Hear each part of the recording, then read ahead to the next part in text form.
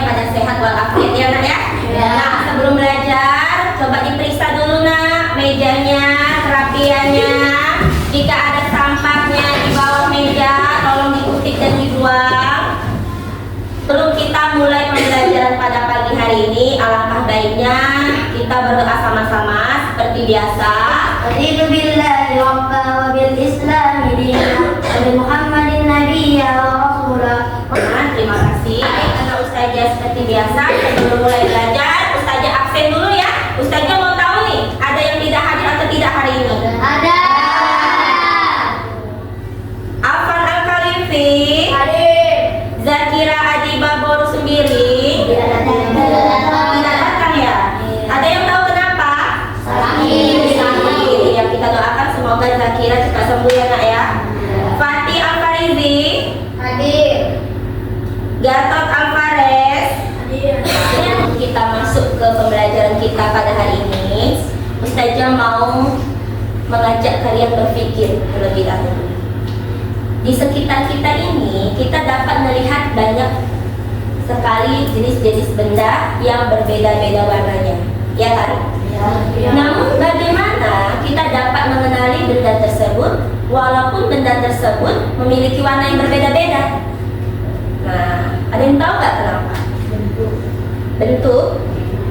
Oke, Ustazah kasih contoh lagi. Misalnya, kamu mempunyai sepeda. Adakah di sini yang punya sepeda? Ada. Suatu hari ayah kamu mengecek sepeda kamu dengan warna yang berbeda. Namun bagaimana kamu dapat mengenali benda tersebut adalah sepeda?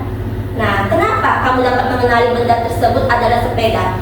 Walaupun warnanya sudah berubah. Nah, kira-kira kenapa? Ada banyak. Bentuknya sama. Warnanya. Iya, karena di otak kita sudah mengenali pola atau ciri khas benda-benda tersebut. Jadi, walaupun di sekitar kita banyak benda dengan warna yang berbeda-beda, di dalam otak kita sudah mengenali pola atau ciri khususnya. Ciri khususnya dari apa? Dari bentuk, dari fungsi, ya kan? Atau dari kegunaan benda tersebut. Seperti tadi Ustazah kasih contoh sepeda. Jadi walaupun warna sepeda kita berubah, kita tahu benda itu tetaplah sepeda. Dari apanya? Dari ciri-ciri dan kegunaannya, ya enggak? Ya. Apa ciri-ciri sepeda tersebut kalau bahwasanya kita tahu benda itu sepeda? Ciri-cirinya apa yang kita lihat? Ada bannya, iya, ada rantainya, ada rodanya, iya, ada remnya, stangnya. Nah, iya, benar ada keranjangnya. Nah, karena itulah kita dapat mengenali benda-benda di sekitar kita, walaupun benda tersebut berbeda-beda warnanya. Karena kita sudah mengetahui pola dan ciri khasnya. Nah, sekarang Ustazah tanya, kamu tahu komputer? Ternyata komputer itu dapat mengenali wajah kita walaupun kita sedang memakai kacamata, kita sedang memakai topi, kita sedang cemberut, kita sedang senyum, ya kan? Komputer bisa mengenali bahwasanya itu adalah kita. Kenapa? Kira-kira?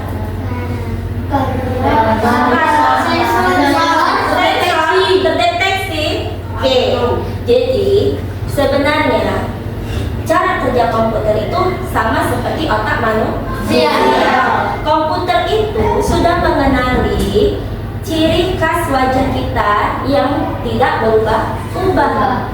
Komputer sudah mengenali pola wajah kita. Jadi seandainya kamu memakai topi pun, komputer dapat kenal dari mana? Dari jarak mata kamu, dari bentuk hidung kamu, dari bentuk mulut kamu dan telinga kamu, serta garis di wajah kamu.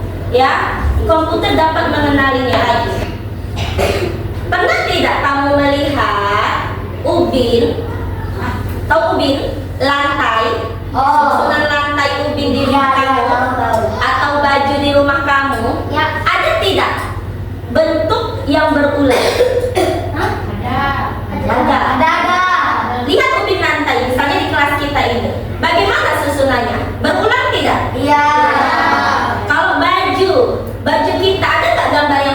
Misalnya baju apa? Batik, benar sekali ya kan. Pola batik itu dia bentuknya, gambarnya berulang-ulang kan. Nah, tahu nggak anak Ustazah kenapa Ustazah bertanya seperti itu? Tahu nggak? Tahu. Nah, itu disebut dengan pola. Ya, hari ini kita akan belajar tentang pengenalan pola. Nah, pengenalan pola itu adalah salah satu dasar cara komputer berpikir, ya, yang disebut dengan berpikir komputasional.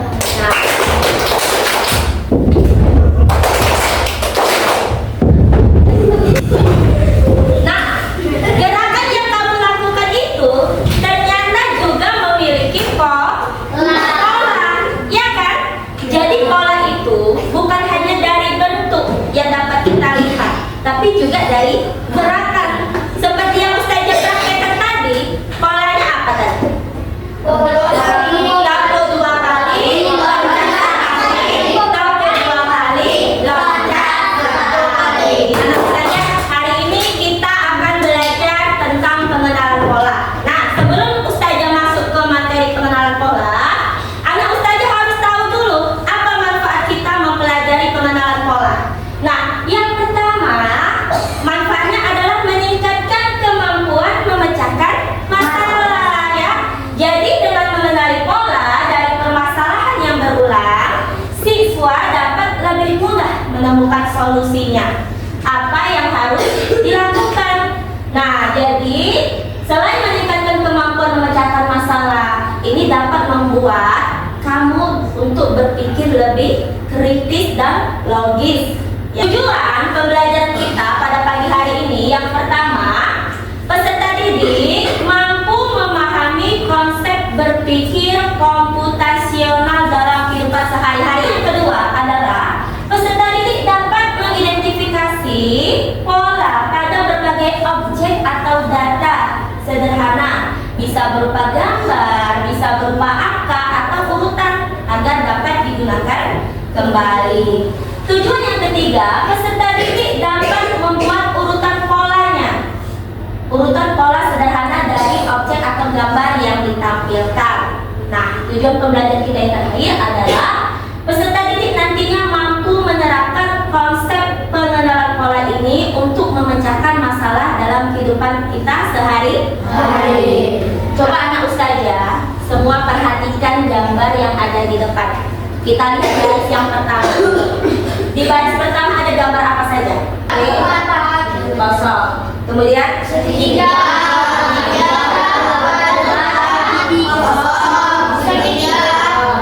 Nah, kira-kira jika kita melihat susunan bentuknya, siapa yang bisa menjawab? Setelah ini gambar yang pertama, gambar yang kedua, gambar apa?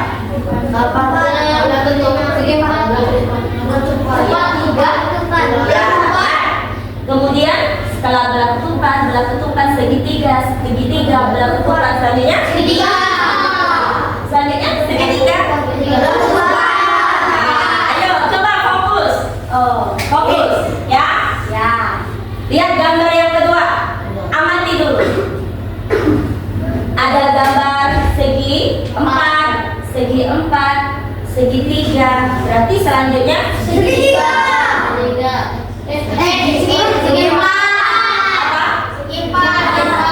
Segi 4.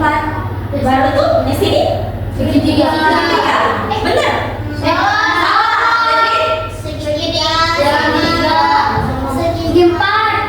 Ya, segi 4, segitiga, segitiga. Segi 4, segitiga. Sebenarnya adalah segitiga. Baik, anak Ustazah, tadi Ustazah telah menyampaikan bahwasanya berpikir komputasional itu dapat menyelesaikan masalah sehari-hari. Nah, bagaimana penerapan pola sebagai prinsip berpikir komputasional itu dapat menyelesaikan masalah sehari-hari? Coba perhatikan permasalahan ini. Doni sering lupa membawa barang ke sekolah. Bagaimana pola bisa membantu? Coba berpikir. Siapa di sini yang suka meninggalkan barangnya di rumah, kelupaan membawa. Nah, bagaimana kamu menyelesaikan masalah kamu itu? Ini masalah kita sehari-hari loh, ya kan? Ya. Bagaimana pengenalan pola itu dapat menyelesaikan masalah kita sehari-hari? Contohnya jika kita lupa membawa barang kita, meminjam, pakai buku lain, pindah rumah. Itu jawabannya yang gak logis dan gak sistematis. Itu bukan cara komputer bekerja kalau seperti itu. Caranya buatlah daftarnya, jadwalnya. Hari Senin apa saja yang harus dibawa, bukunya, benda apa saja keperluan kita sekolah yang harus dibawa. Kita buat daftarnya. Misalnya hari Senin kita harus membawa buku pagi, seragam pramuka, dan botol minum. Ini namanya adalah pengenalan pola. Kita buat polanya seperti ini setiap harinya. Insya Allah kamu tidak akan lupa membawa buku. Nah, yang kedua, menggunakan pola rutinitas harian. Jika kamu menerapkan pola seperti ini setiap hari, saya jamin kamu tidak akan pernah meninggalkan barang kamu ataupun buku kamu di rumah. Jadi, apa sih Ustazah berpikir komputasional itu? Yang berpikir komputasional itu adalah proses berpikir yang digunakan untuk memecahkan masalah dengan sistematis yang biasanya ini dilakukan oleh manusia maupun komputer. Jadi berpikir komputasional ini bukan hanya manusia yang melakukan, tetapi juga komputer melakukannya. Ya, siapa yang bisa mengulangi keempat prinsipnya? Apa aja tadi prinsipnya? Yang pertama, dekomposisi. Yang kedua adalah pengenalan pola. Yang ketiga adalah abstraksi. Yang keempat adalah algoritma. Ini yang akan kita pelajari dari keempat prinsip berpikir komputasional. Kita akan belajar tentang pattern recognition atau pengenalan pola. Nah, tadi sudah Ustazah jelaskan sedikit bahwasanya pengenalan pola itu artinya mengidentifikasi kesamaan atau pola dalam berbagai situasi untuk menemukan solusi yang dapat diterapkan untuk memecahkan masalah. Jadi mengenali pola dalam menyelesaikan masalah akan lebih cepat dan efisien, ya, dan menghindari kesalahan yang sama. Pola visual itu berupa bentuk dan juga warna. Misalnya saya kasih contoh, merah, biru,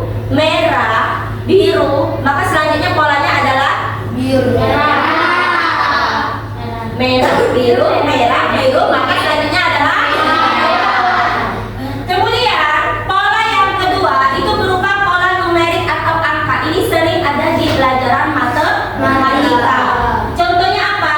2, 4, 6, 8, selanjutnya 10. Jadi polanya ini ditambahkan 2. Saat kamu tahu mengenali pola ini, kamu menyelesaikannya lebih cepat atau tidak? Lebih cepat kan? Nah, itulah salah satu manfaat pengenalan pola. Untuk supaya lebih memahami apa itu pengenalan pola dalam berpikir komputasional, di sini Ustazah ada lembar kerja peserta didik atau LKPD. Nah, di sini Ustazah akan membagi kalian menjadi 5 kelompok seperti ini ya. Nah, masing-masing kelompok nanti akan mendapatkan LKPD yang harus kamu kerjakan. Perhatikan LKPD yang pertama. Bagaimana cara mengerjakannya? Di sini kamu harus mencari jejak kaki si rusa. Nah, di sini ada pola kaki si rusa dari yang 2 berwarna hitam, kemudian berwarna abu-abu, kemudian berwarna hitam. Kira-kira pola apa selanjutnya? Ya, jadi Ustazah mau kamu dapat bekerja sama dalam menyelesaikan LKPD-nya. Paham anak-anak Ustazah sampai sini?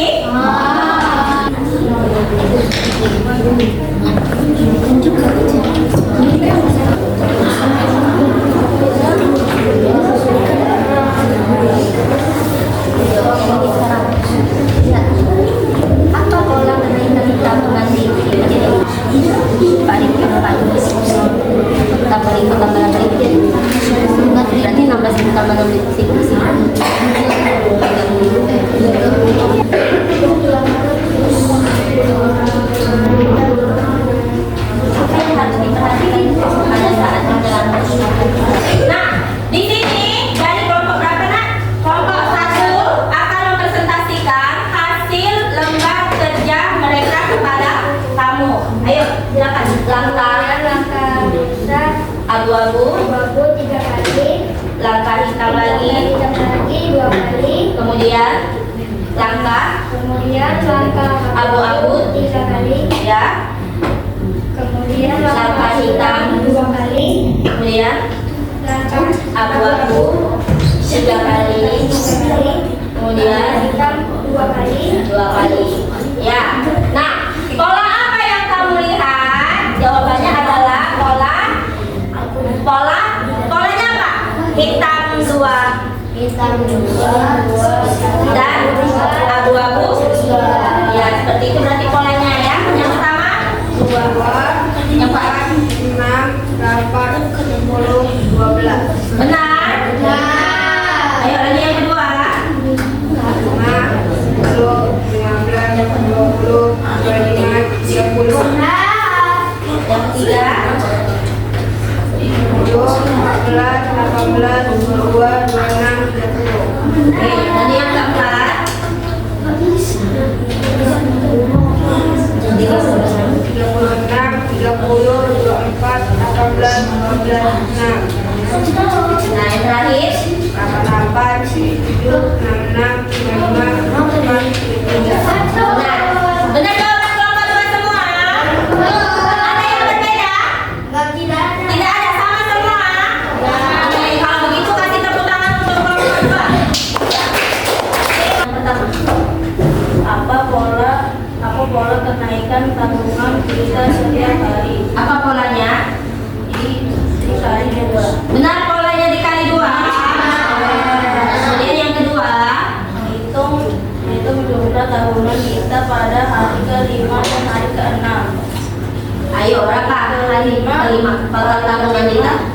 16.000, hari ke-6 32.000. Benar. Yang ketiga, Menurutmu apakah pola ini bisa membantu kita merencanakan tabungannya untuk 10 hari? Mengapa? Bisa karena dia sudah mengetahui polanya. oke, benar jawabannya.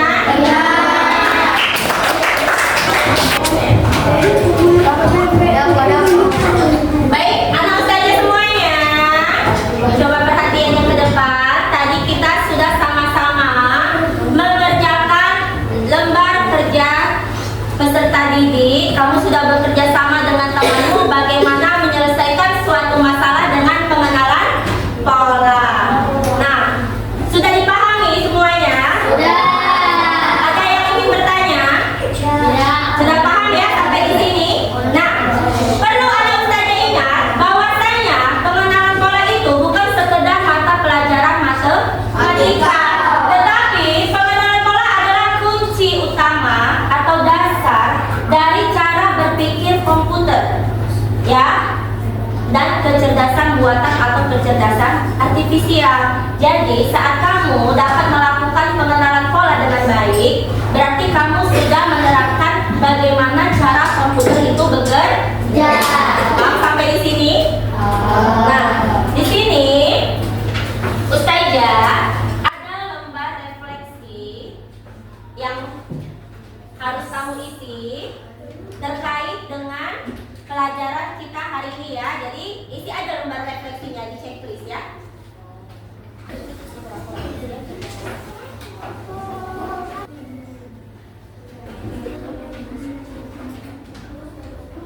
Setelah kamu mempelajari tentang pengenalan pola, yang mana ekspresi yang Ini pertama.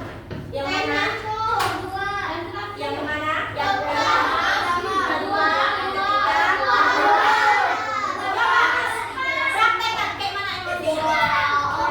Ini. Oke, tepuk tangan untuk kita semua. Yang terakhir, saja akan memberikan evaluasi dari pembelajaran kita pada hari ini ya.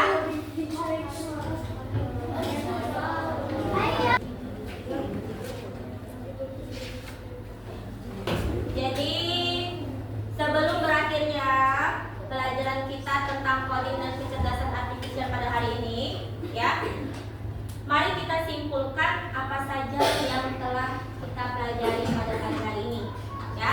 Jadi hari ini tadi kita belajar tentang pengenalan pola.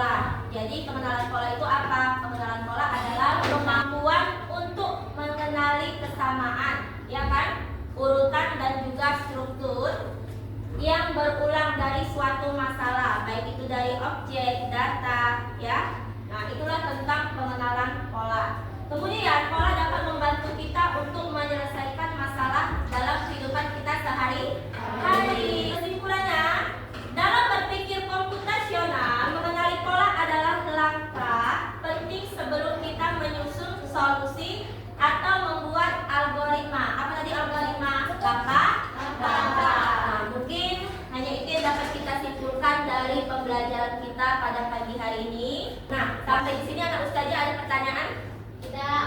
Tidak, sudah paham semua? Nah, Nah, sebelum ustazah tutup pembelajaran kita pada pagi hari ini, ustazah minta ketua kelas untuk memimpin doa sebelum kita pulang. Sampai ketemu lagi di pembelajaran coding dan kecerdasan artifisial minggu depannya anak ustazah. Terima kasih, ustazah ucapkan assalamualaikum warahmatullahi wabarakatuh.